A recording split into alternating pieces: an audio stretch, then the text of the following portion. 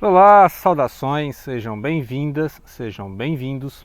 Vamos para mais uma parte da leitura fantasia do Senhor dos Anéis, que é a literatura britânica, o Tolkien.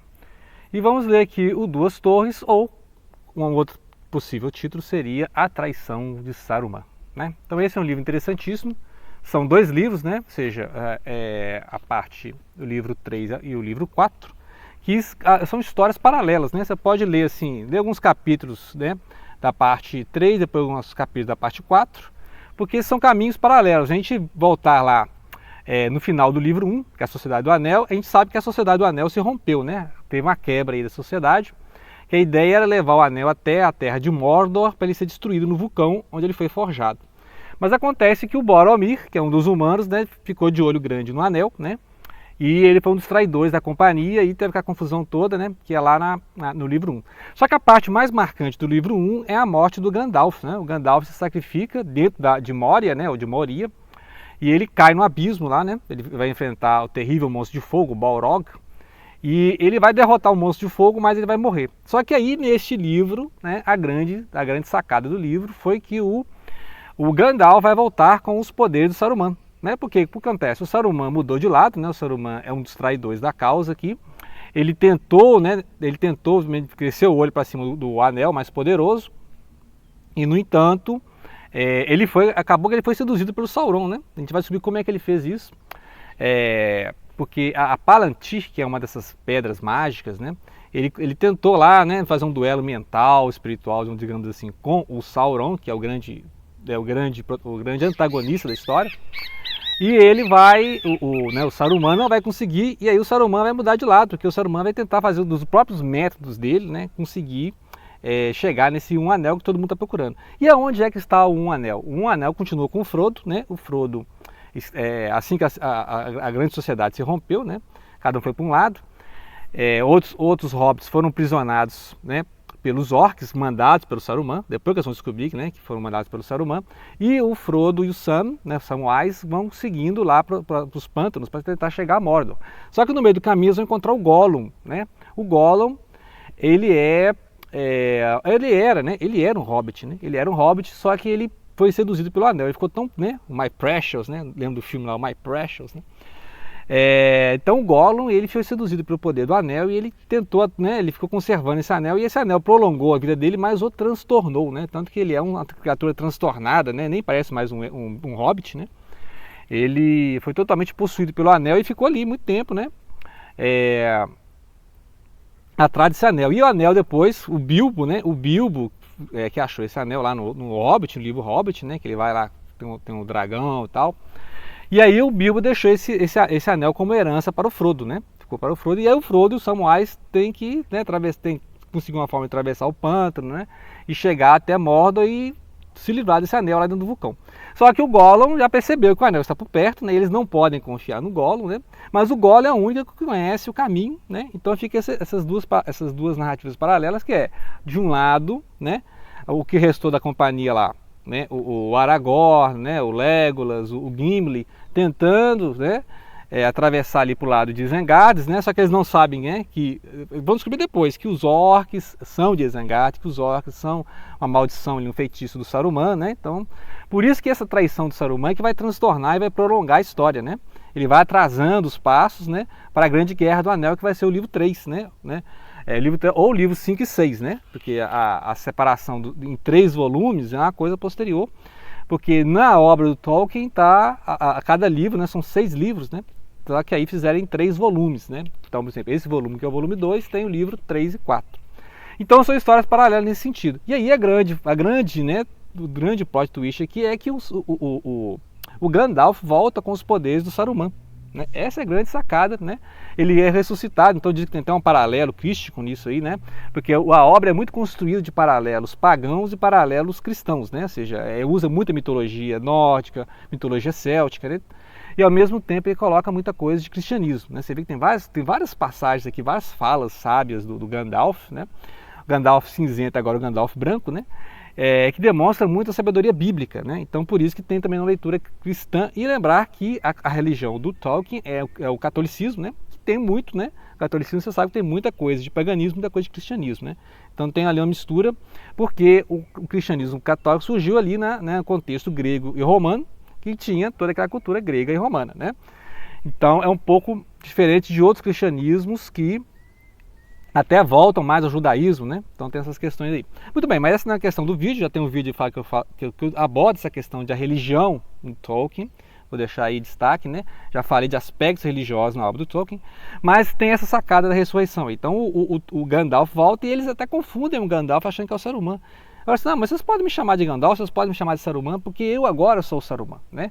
Tanto que quando o Gandalf chega lá, encontra o Saruman, ele tira o poder do Saruman, né? Quebra o cajado do Saruman, e agora o Saruman nem cor mais, né? Ele nem tem cor, porque cada mago, né? Ele tem uma cor. Então, por exemplo, o Gandalf era o cinzento, agora é o branco do Saruman, que era o branco, já era, né? Então o Saruman é o grande traidor dessa história. E aí outra coisa interessante que tem aqui são as árvores que andam, né? Estava esquecendo essa parte que as árvores que andam. Já imaginaram essa época em que estão queimando as árvores, destruindo as florestas, né? Eu estou aqui no Parque Ecológico, na Água do Nada, né? Então é um lugar ótimo para ler O Senhor dos Anéis. Porque essa época estão queimando aí, né, o Pantanal, queimando a Amazônia, você pode ver em BH aqui a nuvem de fumaça, de poluição, e neste livro as árvores é que dão, né, elas dão troco, realmente as árvores literalmente andam, né, e aí os outros, o Pippin, né, eu sempre esqueço o nome desses outros, dos outros hobbits, são 4 hobbits, né, então eu lembro do Samwise, do Frodo, né, e tem o Pippin e tem acho que é Merlin, né, não lembro o nome dele.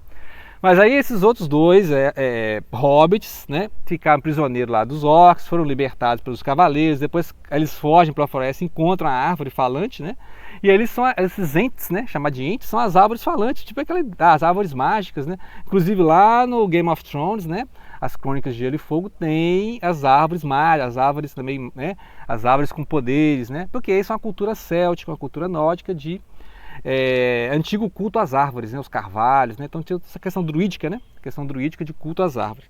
Muito bem, aqui as árvores andam. Então as árvores andam e elas fazem questão de lá destruir Isengard. Isengard é uma das torres lá, né? As 2 torres do título aqui seria justamente a torre lá do Sauron, que está em Mordor, né? Mordor e essa torre que está lá em Isengard, né? E acontece que Isengard virou imensa indústria, né? Uma imensa indústria, por quê? O feitiço do Saruman foi fazer esses orcs, né? Esses orcs ele criou lá, meio humanos, meio orcs, assim, coisa estranhíssima. E colocou esse povo para trabalhar. Então esse povo começou a montar verdadeiras indústrias, verdadeiras fábricas, né? Coisas assim, totalmente, uma coisa completamente selvagem, né? Para as árvores, né? As árvores são selvagens. Porque ele está cortando as árvores, está devastando, né? Imagina, toda uma floresta sendo devastada para virar lenha, né? Para essas caldeiras, essas fornalhas, essa grande indústria que é o império do Saruman. Então o Saruman agora quer ter o império dele, né? E aí, estou contando as 2 histórias ao mesmo tempo. Então quando, né, antes de chegar lá, o Gandalf, né, ele chega no reino dos cavaleiros, né, ele tem que despertar o rei. O rei lá está adormecido justamente pelos poderes, né, do Saruman e por um tal de língua de cobra. O língua de cobra é um dos emissários do Saruman que fica lá cochichando, conversa fiada na cabeça do rei, e o rei fica desanimado, o rei não faz nada, o rei não reage, né? E isso é tudo que o Saruman quer, ou seja, o rei adormecido, né? E aí, nisso, o Gandalf branco, né, o Gandalf com poderes, ele consegue libertar o rei do feitiço, que é uma coisa do Saruman, né, através do língua de cobra. E aí que eles vão chegar lá e encontrar o Saruman mesmo. Eles vão, né, quando chegarem lá, toda a região já está destruída porque as árvores, os entes, chegaram lá antes e destruíram, né, as árvores, a rebelião das árvores, né? Seria basicamente isso, a rebelião das árvores, porque aí as árvores vão chegar, as árvores literalmente andam, né, e as guerreiam, né, são árvores, né, guerreiras, e elas vão destruir então as indústrias, né? Então é interessante, né? Seria isso que seria interessante, né? A Amazônia reagindo, as árvores saindo das suas raízes e avançando pelo mundo mecanizado, né? E me lembrei muito daquela reação do William Blake, né, que é um poeta romântico, justamente contra a industrialização da Inglaterra, né? Então ele fala aqueles moinhos satânicos, né, as chaminés de fogo e tal. Toda uma reação romântica à Revolução Industrial, né, que a gente sabe que aconteceu ali na Inglaterra, né? A Revolução Industrial foi justamente essa questão de usar o meio ambiente total, né, usar as árvores, né, cercamento de pastagens, para produção de lã, e essa lã depois vai ser convertida em têxtil, né, indústrias têxtil. Então, toda uma questão assim, que os românticos estavam, né, reagindo justamente a essa industrialização que começou lá no século XVIII, né? Nós estamos falando de Inglaterra, né? Aqui no Brasil nem século XIX tinha indústria, então lá na Inglaterra a industrialização começou antes, né? Por isso que a Revolução Industrial Inglesa ali no século XVIII, aí vai atravessar a época do Romantismo e vai chegar na França depois do Napoleão, né? Aí depois do Napoleão é que a França vai se tornar industrial e vai ter colônias igual a Inglaterra, né? Muito bem, então entender o contexto, qual o contexto, qual a reação que o Tolkien, né, qual que é a crítica do Tolkien justamente à industrialização. Ele está criticando justamente a industrialização e feita por um cidadão muito inteligente, muito sagaz, que é o líder dos magos, né? Então a gente tem um Radagast, que é o outro mago, né, o mago que gosta de ver com as criaturas, tipo um São Francisco assim, né? O Radagast, tem o Gandalf, tem outros dois que eu não lembro o nome, tem o Saruman. E aí o Saruman então foi destronado, né, literalmente, porque o cajado de mago foi quebrado pelos poderes agora do novo Saruman, que é o Gandalf, né? E aí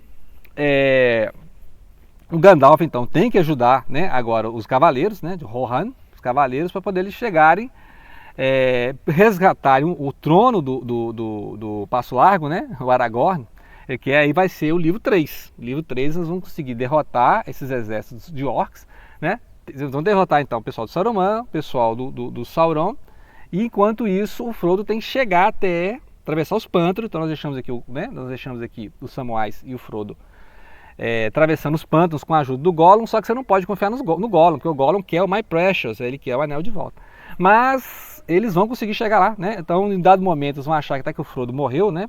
Porque ele vai ser atacado por uma aranha gigante, o Gollum, né? O Gollum é um traidor, né? Guiou por uma trilha lá que caiu nas garras, né? Literalmente nos palpos de aranha. Mas aí ele vai, o corpo do Frodo será levado pelos orcs, só que depois o Samwise, que vai continuar a jornada, né? Vai descobrir que o Frodo está vivo, que aí vai ser o livro 3, né? Ou seja, o Frodo terá que conseguir, né, a missão de jogar o anel dentro do vulcão, né? Então aí já é outro livro, né?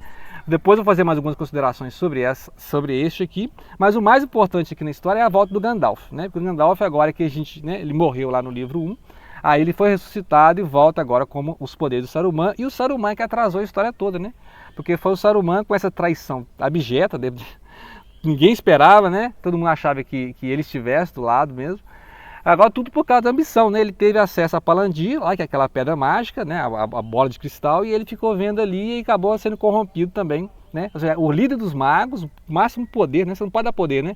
Você dá poder para a pessoa e aí o cara se corrompe, né? E aí o que acontece então com o Saruman, o grande traidor da história, além do Boromir lá no outro livro, né? Também que um outro que, né? A traição de um homem, né? Que é o Boromir, e a traição de um mago, que é o líder dos magos, né? O Lorde Branco lá, o Mago Branco, que é o Saruman. E aí vai ter a união, né? Vai ter a união então agora do Gandalf e os Cavaleiros de Rohan, né? E o Aragorn, para eles chegarem, né? E libertarem, e chegarem antes dos exércitos do Sauron. Aí aquela grande sacada da história paralela é que quando o Frodo está lá, né? Chegando em Mordor, vai entrar em Mordor, já está lá prisioneiro, ele vai chegar até o vulcão, enquanto isso as tropas estão lá na planície, né? Guerreando contra os orcs. Então, né, a solução toda da história é jogar o anel dentro do vulcão. Então, se o Frodo não cumprir a missão dele, que é a missão principal, não adianta nada aquela guerra toda na planície, né? A guerra dos cavaleiros contra os orcs, né? Que é a grande parte do livro, e no cinema é explorado muito essas batalhas. Mas o que eu mais gosto na obra é a construção de personagem, né? A criação dos personagens, principalmente o Gandalf e o Saruman. Assim, são personagens interessantíssimos, né? E o Aragorn, o Legolas, né? Que são importantes coadjuvantes, e a questão também do Samwise ser aquele grande amigo fiel, né? O Sam está sempre ali ajudando o Frodo, e se também não fosse esse apoio do Sam, certamente o Frodo não conseguiria cumprir a missão, né? Que se o Frodo não jogar o anel no vulcão, né? Perdido a guerra, né? Perdido a guerra. E a gente sabe que, né, não acontecerá isso, porque, né, no final o bem vence. E será após a Guerra do Anel. A Guerra do Anel, então, são livros, esse aqui é o 3 e 4, é o 5 e 6, né? Que aí vai ser a terceira parte, que é o retorno do rei. Quem que é o rei? O Aragorn, né? Então, o Aragorn vai assumir o trono novamente, né? Que aí, para entender essa ideia do trono, também tem que ler o Silmarillion, né? Eu já folhei várias vezes o Silmarillion, mas nunca li. Então, está na minha lista de leitura. E também reler o Hobbit, né? Tem muito tempo que eu li. Em breve, assim que eu terminar de reler a trilogia, eu vou ler o Hobbit, e aí ano que vem eu vou ler o Silmarillion, né? Até para acompanhar essa série que está passando ainda, o Anel de Poder, os Anéis de Poder, né? Que é um pouco antes, né? Um pouco antes, antes da Guerra do Anel, que vai mostrar como é que foi forjado esses anéis, né? Os Anéis de Poder, ok? Então fica aí a dica de leitura, As Duas Torres ou A Traição de Isengard ou Saruman. Grato pela atenção, não deixem de compartilhar.